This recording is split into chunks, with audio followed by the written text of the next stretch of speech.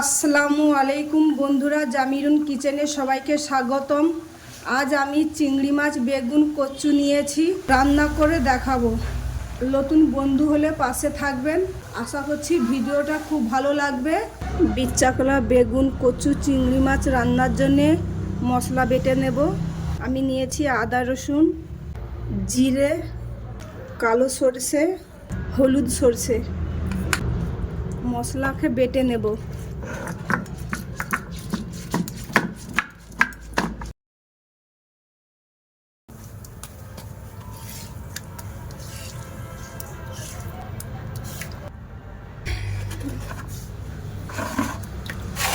সবজি কেটে নেব।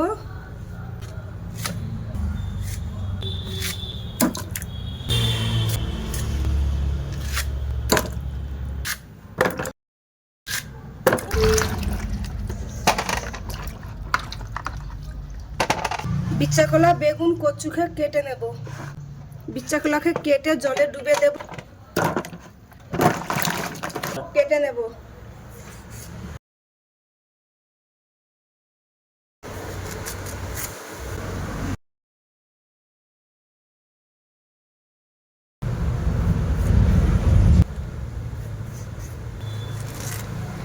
আমি এইরকম দু ভাগ করে বিচ্চাকলাকে কেটে জলের মধ্যে ডুবে দিয়েছি, কেন বিচ্চাকলা কালো হয়ে যাবে, তাই জলে দিলে কালো হবে না। এইরকম করে বাকিগুলো সবজিকেও কেটে জলের মধ্যে দেব। বেগুন কেটে নেব।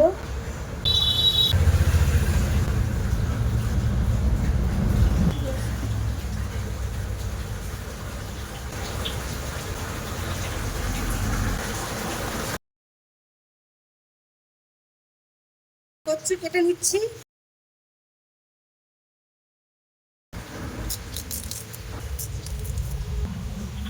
এবার বাকি কচুগুলো কেটে নেব।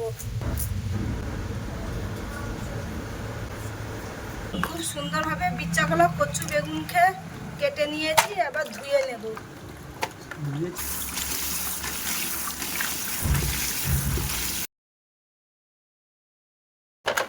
চিংড়ি মাছটা ধুয়ে নেব।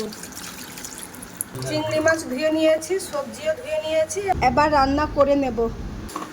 রান্নার জন্য গ্যাস জ্বালিয়ে কড়া বসিয়ে দিয়েছি। রান্নার জন্য তেল দেব। রান্নার জন্য পেঁয়াজ কুচি দেব।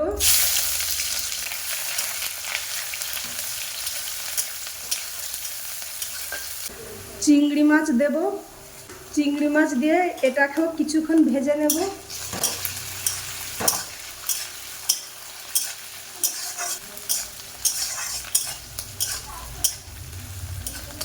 মশলা দেব, লঙ্কা গুঁড়ো, হলুদ গুঁড়ো, অল্প করে জল দিয়ে মশলাকে কষে নেব।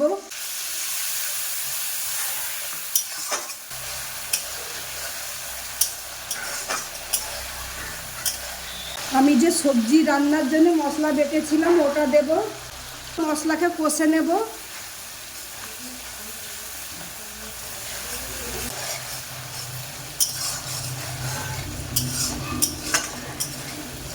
খুব সুন্দরভাবে মশলাকে কষে নিয়েছি, এবার কেটে রাখা সবজি দিয়ে কিছুক্ষণ কষে নেব।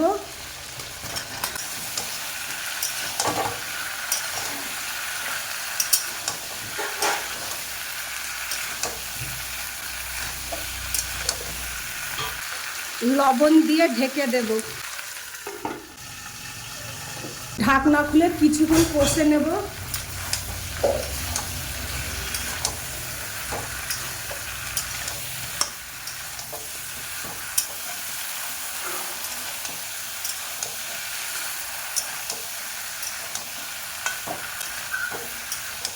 অল্প জল দিয়ে ঢেকে দেব।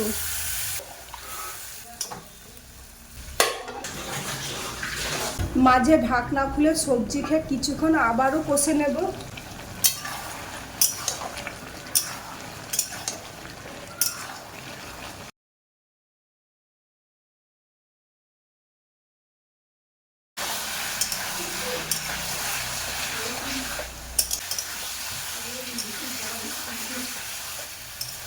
বেশ কিছুক্ষণ ধরে সবজিকে কষে নিয়েছি, সবজি সেদ্ধ হয়ে গেছে, এবার জল দিয়ে ঢেকে দেব।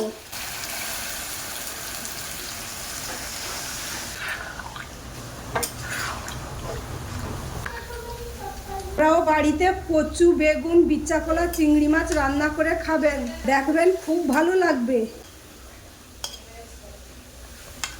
এবার ঢেকে দেব।